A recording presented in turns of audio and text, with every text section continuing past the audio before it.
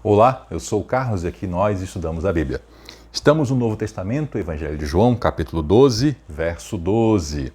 Se você está chegando agora, sugiro que volte e assista ao vídeo anterior deste capítulo, onde nós vimos alguns eventos ali relacionados com esse tempo em que Jesus estava em Betânia, uma cidadezinha pequena, pertinho de Jerusalém, e logo antes da celebração da Páscoa dos judeus.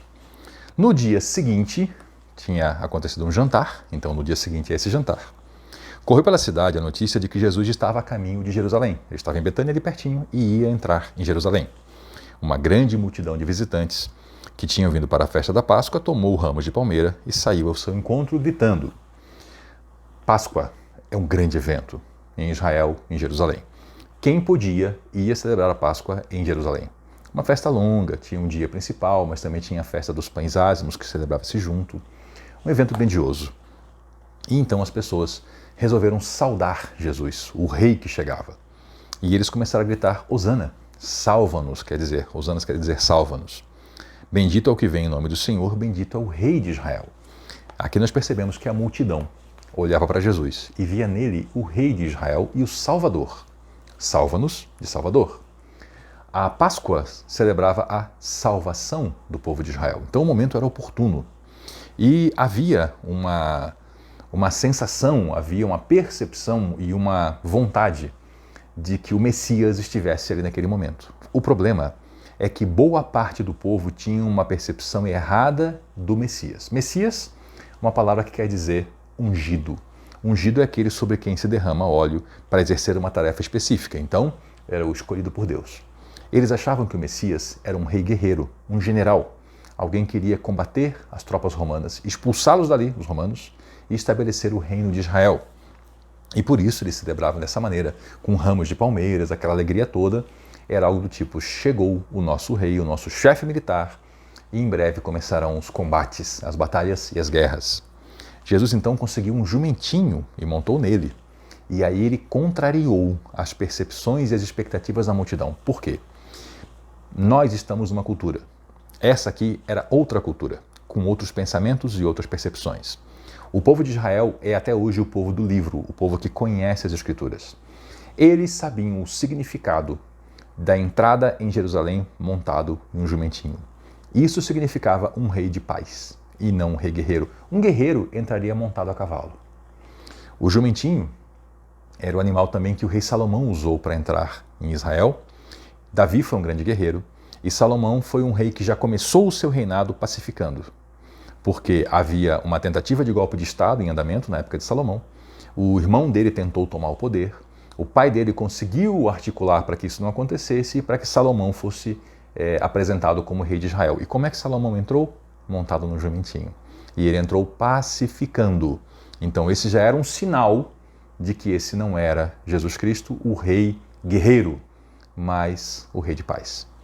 E ele cumpriu então uma profecia antiga que dizia: não tenha medo, povo de Sião. Sião é o monte sobre o qual está construído Jerusalém. Não tenha medo, povo de Sião. Vejam, o seu rei se aproxima montado no jumentinho. Essa era a profecia e ela se cumpriu. Os seus discípulos não entenderam naquele momento que se tratava do cumprimento de uma profecia. Multidão é uma coisa, discípulos são outra coisa. A multidão não tem compromisso com o mestre. A multidão ela vem e vai, a multidão quer ser servida, ganhar coisas do mestre, e a multidão ela é algo meio caótico. Os discípulos caminham com o mestre, os discípulos servem o seu mestre, querem aprender dele, querem ser como ele. Não fique na multidão, venha para o grupo dos discípulos. Depois que Jesus foi glorificado, eles se lembraram do que havia acontecido e perceberam que era a respeito dele que essas coisas tinham sido escritas. Então, se você ler as Escrituras e não entender de imediato, prossiga. Mais à frente você também vai entender o significado de muita coisa pela uma leitura mais completa das Escrituras. Às vezes um texto está explicado em porções mais adiante das Escrituras. Então, persevere. Muitos tinham visto quando Jesus mandou Lázaro sair do túmulo e o ressuscitou dos mortos e contavam esse fato uns aos outros. Então, haviam muitas testemunhas oculares daquele milagre e isso se espalhou. Destes, muitos saíram ao encontro de Jesus porque tinham ouvido falar desse sinal. Então os fariseus disseram uns aos outros: não podemos fazer nada, vejam, todo mundo segue. No final do vídeo anterior, eu falei sobre os sacerdotes. Eles eram um grupo. Os fariseus eram um outro grupo. Às vezes tinham interesses comuns, muitas vezes tinham severas divergências e não se davam bem. Os fariseus eram estudiosos da Bíblia, era um grupo que buscava preservar as Escrituras e preservar a vida santa. No entanto, na época de Jesus, muitos deles buscavam muito mais uma autossuficiência e uma proclamação popular da sua autoridade, buscavam ser exaltados pelo povo e viam em Jesus um concorrente. Esses, então, estavam chateados porque o povo o seguia. Vejam, não podemos fazer nada. Todo mundo o segue. Constataram isso. Alguns gregos tinham vindo a Jerusalém para adorar durante a festa da Páscoa. Eles procuraram Filipe, que era natural de Betsaida, lá no norte, na Galileia, e pediram para ver Jesus. Filipe falou com André, que era outro discípulo, e foram conversar com Jesus.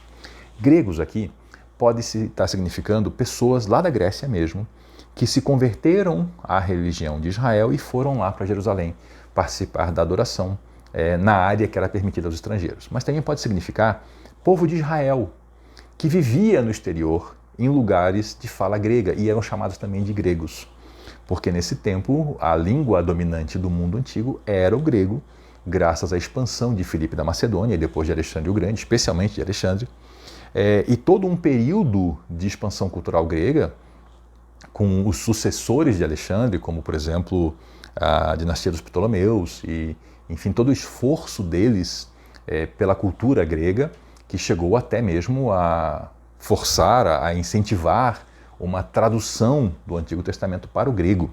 Então os gregos poderiam ser esses judeus. E eles foram então conversar com Jesus, Filipe e André, e Jesus não deu uma resposta a esse pedido dos gregos, porque era momento de algo grandioso. Então Jesus aproveitou essa ocasião para dar a resposta que eles precisavam ouvir naquele momento do tema mais importante. Ele falou: chegou a hora do Filho do Homem ser glorificado. O Filho do Homem é uma expressão do Antigo Testamento para designar o Messias. E ele faz aqui então uma metáfora, ele fala sobre o grão de trigo. E ele diz que se o grão não cair na terra e não morrer, ele não frutifica. O grão precisa ser transformado então numa planta. E esse processo é como se o grão morresse para nascer a planta. O grão deixa de ser grão. Se você já viu a germinação, né, aquele breve período entre o grão e a planta, você sabe o que isso significa.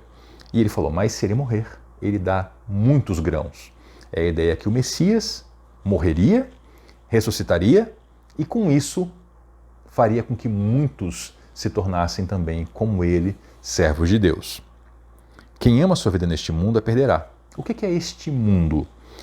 Se nós lermos o texto com atenção e o que vem logo depois, nós vamos perceber que ele não está falando deste planeta, desta existência, mas aqui é a expressão mundo, mais uma vez usada como referência ao sistema maligno que domina a existência.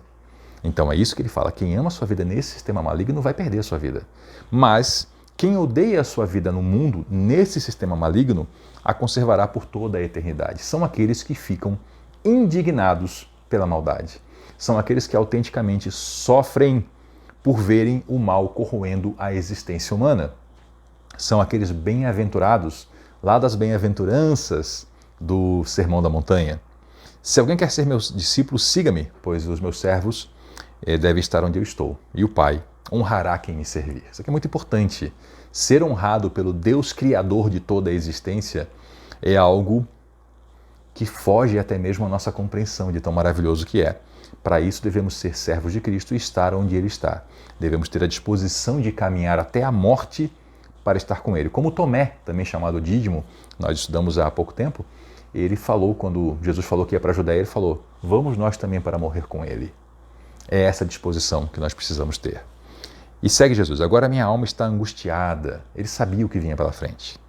Então ele começa a dialogar quase que consigo mesmo, mas com seus discípulos, para ensiná-los ainda algumas lições.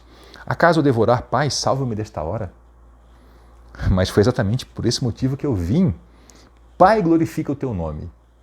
Perceba aqui o propósito de Jesus com essa caminhada, com o ensino, com a nossa salvação, com a cruz. Glorificar o nome do Pai. Esse entendimento é fundamental para a vida cristã. Nós fazemos o que fazemos para glorificarmos o Pai. Hoje existem religiões que são centradas no ser humano. São religiões em que as pessoas são chamadas para serem servidas, para serem acalentadas, agraciadas, para receberem promessas do céu e da terra, de tudo que é de melhor.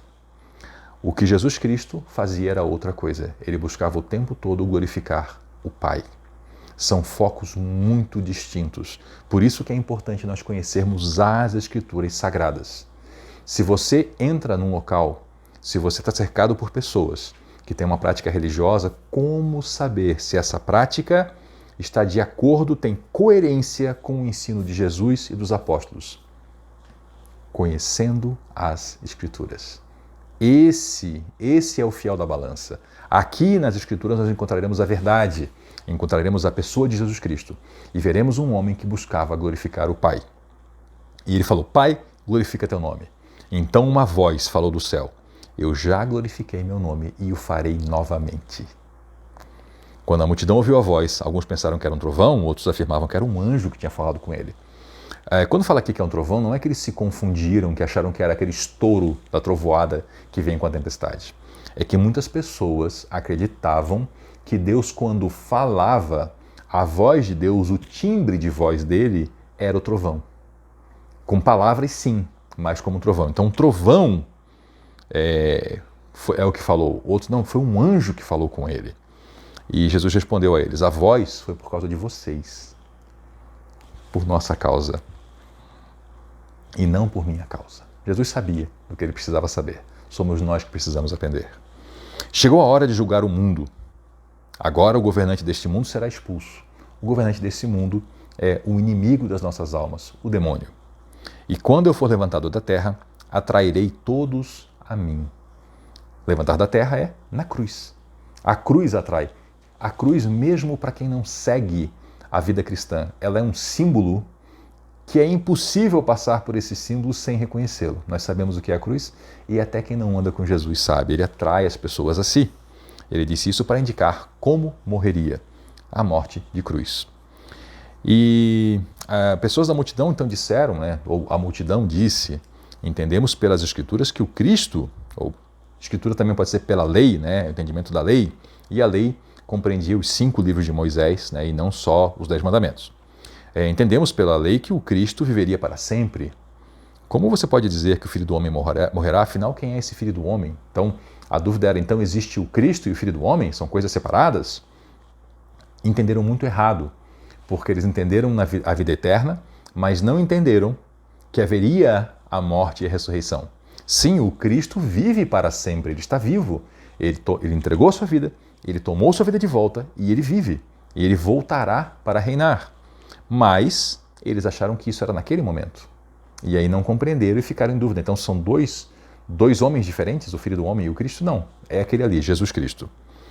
E ele respondeu: a minha luz brilhará para vocês só mais um pouco, indicando que ele haveria de morrer. Andem na luz enquanto podem, para que a escuridão não os pegue de surpresa, porque haveria o momento da morte dele, haveria inclusive uma escuridão literal, mas ele fala que é o tempo em que eles estariam sem Jesus. Quem anda na escuridão não consegue ver aonde vai. Creiam na luz enquanto ainda há tempo, desse modo vocês se tornarão filhos da luz. Depois de dizer essas coisas, ele foi embora e se ocultou dele. Esse ensino aqui de luz e escuridão também tem uma outra aplicação. É um fato, e nós veremos isso na sequência, no próximo momento aqui do Evangelho de João, que há um tempo para andar na luz. Existe um tempo na vida. Pessoas que optam por não andarem na luz, elas acabam se tornando cegas de uma maneira permanente. E é claro que eu estou falando aqui espiritualmente. Há pessoas que começam a andar na escuridão e essa escolha de se afastar de Cristo torna essas pessoas cada vez mais cegas e faz com que elas andem cada vez mais em escuridão. É como se houvessem momentos na vida que são separações de caminho. Ou você segue o caminho de Cristo agora e esse será o seu caminho, ou você toma um outro caminho e não tem volta. Ainda que você viva muitos anos, esse outro caminho o levará cada vez mais para longe de Cristo. Então nós devemos sempre, quando estamos diante de escolhas, escolher a vida. Há uma passagem no Antigo Testamento em que Moisés separa grupos do povo para pronunciar então bênçãos e maldições que simbolizam a vida do povo na entrada da Terra Prometida. E aí as pessoas devem escolher, Então Moisés faz todo um discurso e fala, diante de vocês têm 2 escolhas. E ele já aponta: escolham, portanto, a vida. Ele não é assim, não, escolham, as escolhas elas são equivalentes, né? Todos os caminhos levam a Deus. Não, não, não, não, não, não. Escolham a vida. Só há um caminho para Deus, que é Jesus Cristo. Ele é o caminho, a verdade e a vida. Então não perca a sua oportunidade. Se você hoje percebe que você está diante de uma escolha de caminhos, se você não tem a firmeza de caminhar no Evangelho e está cogitando andar por um outro caminho, pensando, depois eu volto, depois eu vejo, talvez esse outro caminho seja a sua última caminhada, a sua caminhada definitiva, que pode durar os próximos 100 anos, sim, mas talvez você nunca mais volte a ter contato com o Evangelho. Então escolha, portanto, a vida. Muito obrigado por nos acompanhar até aqui. Eu sou o Carlos e aqui nós estudamos a Bíblia. Até a próxima.